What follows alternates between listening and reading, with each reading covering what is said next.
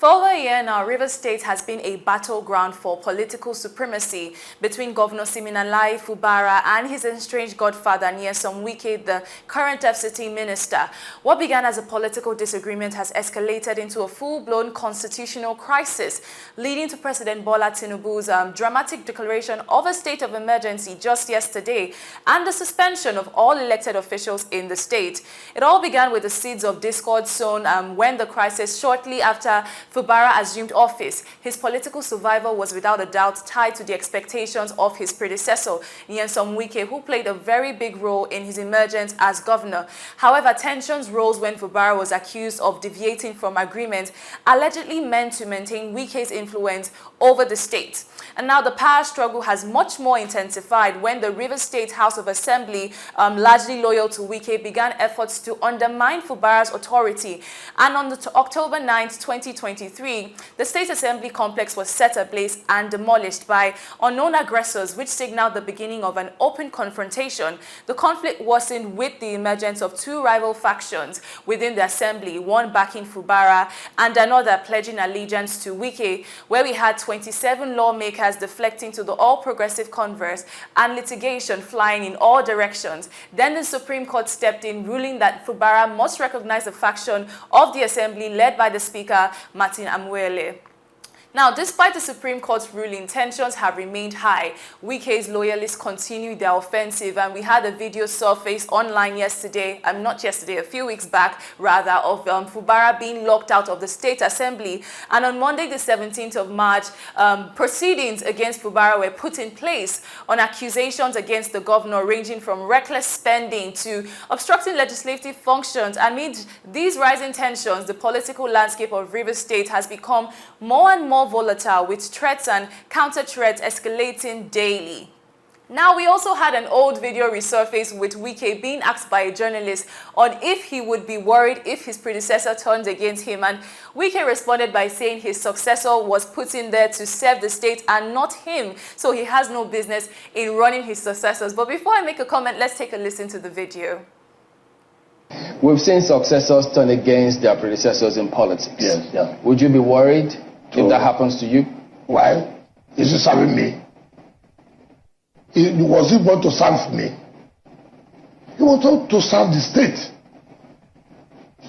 The problem we have, or leaders have, is that look, you succeeded in supporting the person to be in office, right? What you did, is it for him to fail or to succeed? You want you to come into your house to be taking orders? You want your wife to go into time, do this is what I want to do, not what. No. You see, once you have left office, you give yourself that respect. I say, I have done my own. If he wants my advice, it's okay. If he doesn't want my advice, it's okay. But for me to begin from day to day, telling him he must do this, he must do that, that is not acceptable. That's why we failed.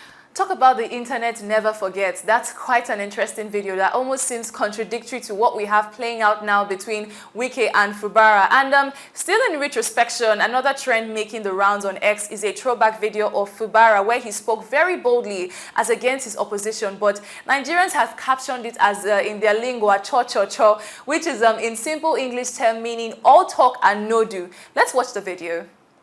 And what cocks a gun? Shoots it, and maybe because of the gun is in safety, the bullet didn't come out, has already killed you. So if we have a way to bury that person or the group of person, we will bury them. Yes. The beginning of a new era.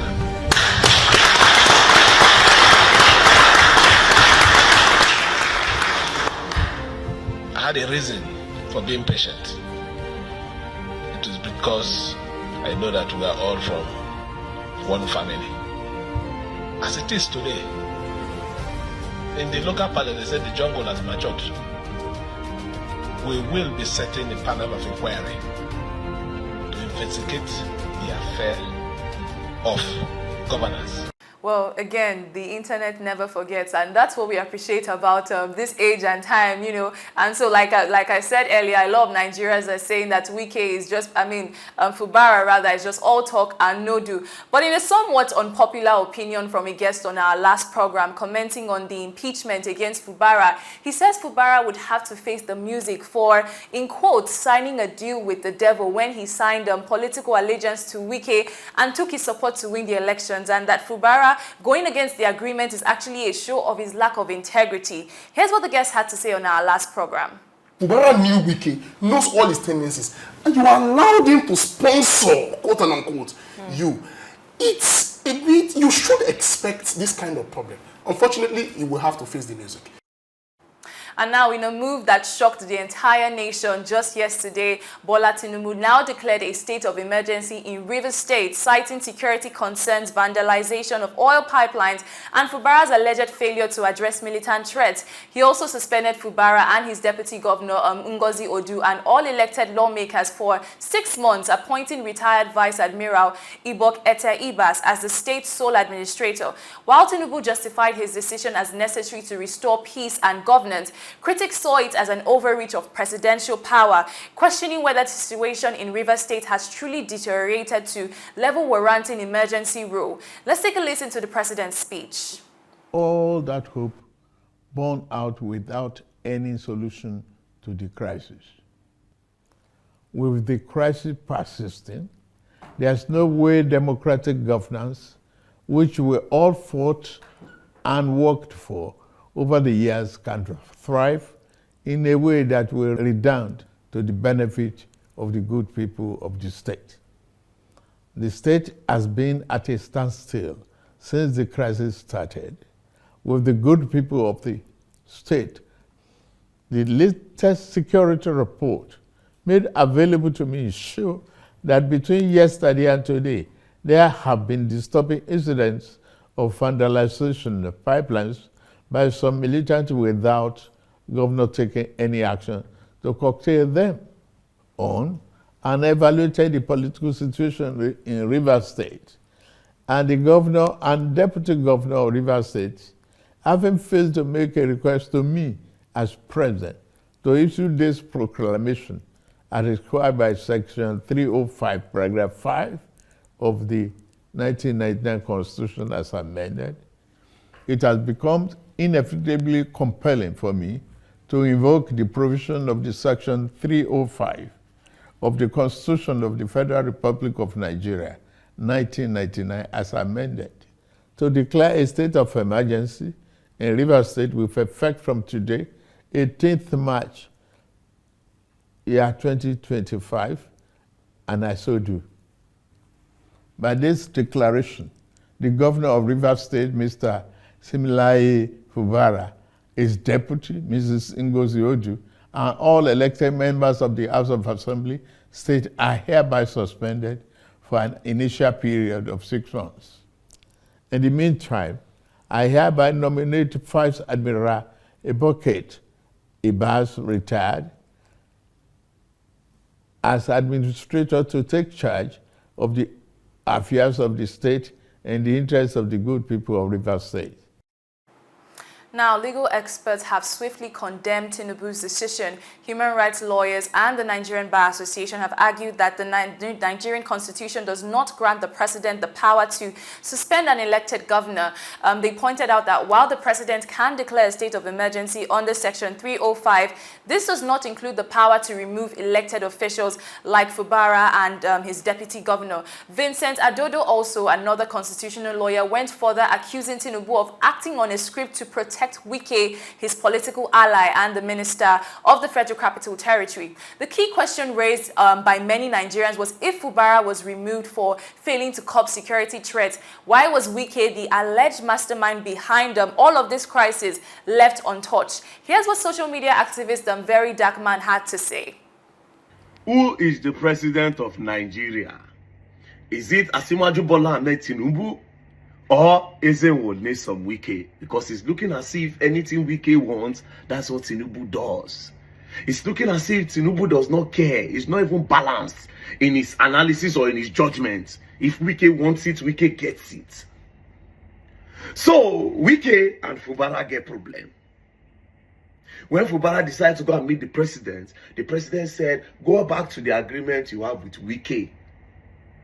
Who is Wike? When we say the governor of a state come to the president, they say go back. Does that mean Wike is in charge of the country? Then when Fubara decided to be stubborn, we just see news now say they've suspended Fubara for 6 months. They've brought in a sole administrator to be in charge of the state for 6 months. Not just that, they sent military to the government house and Fubara don't run. As of now, nobody knows where Fubara is anymore. Fubara is no longer anywhere to be found. So governor, don't bagger. Inside democracy, inside democratic system of government, where you people claim that this man was elected by his people, although it's now obvious that he was never elected, you people put him there. That's why you people can refer him to an agreement. That's a very interesting perspective that I guess Nigerians are now trying to figure out who their president is. And, you know, without a doubt, the declaration of emergency has sparked widespread outrage. Many of the Rivers residents viewed it as a ploy to consolidate power rather than a genuine attempt to restore peace. The Rivers State House of Assembly, controlled by Wike's loyalists, surprisingly, of course, backed Tinubu's decision, which has further fueled suspicions of political favoritism. Now, we had Dokubo Hilda and some other women of Rivers State come forward to say that what is going on in Rivers State has nothing to do with Fubara, but it's a combat for the economic soul of Rivers State. Here's what she had to say. Now you have crippled people, and all we see is what for? Because of one man? I will say it over and over and over. What's going on in Rivers State is not Siminalayi Fubara. What's going on in Rivers State is a combat for the economic soul of Rivers State. Somebody wants to grab the economic soul of Rivers State. The soul of Rivers State, for 24 years, they kept milking us. That was how our money was flying all over our heads. It is here today, it is there tomorrow. It is funding all kinds of foolishness. Well, that's a quite emotional and powerful word that we saw there on the people of the streets of Port Harcourt. We can see they're not very pleased with the president's decision and the response to the issue. We've also seen other women rallying on the streets against the situation and supposedly praying for him. We've also had PDP governors come forward to demand a reversal of Fubara's suspension, stating that it is illegal and unacceptable for the president to suspend democratically elected officials of a state. Another guest on our last program suggested that Fubara should escalate the situation to international bodies, stating that a federal minister is trying to usurp power of an elected governor, emphasizing the need for Nigerians to understand, or for Tinubu rather, to understand that Wike is a liability to his administration. Take a listen. Let him tell the president that this is not his war. Because Wike could only do what he did in Rivers State and what he's doing in Rivers State because there is a power somewhere that is backing him. So he should let Tinubu know that this is not his war. And if he does all of this, expand this beyond the shores of Nigeria, Tinubu is a very strategic individual, so he really will not want someone who is a liability to him. The moment he begins to see that the international community are setting in that Wike is becoming a liability to him, he's going to let Wike go.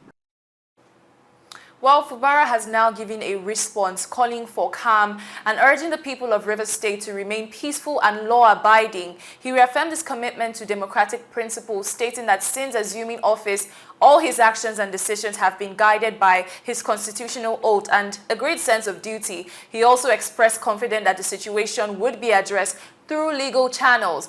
Now, the Rivers crisis raises fundamental questions about democracy in Nigeria, because if a governor can be removed by a presidential fiat, what stops future presidents from using the similar tactics to sideline political opponents that seemingly look of an emergency declaration being used as a political weapon rather than genuine security? This is, very deeply concerning, because we can have this turn into that. And Tinubu's method of intervention has also highlighted the lingering issue of political godfatherism, because the idea that an elected governor must remain under the thumb of his predecessor or face removal is a direct contradiction to the principles of democracy.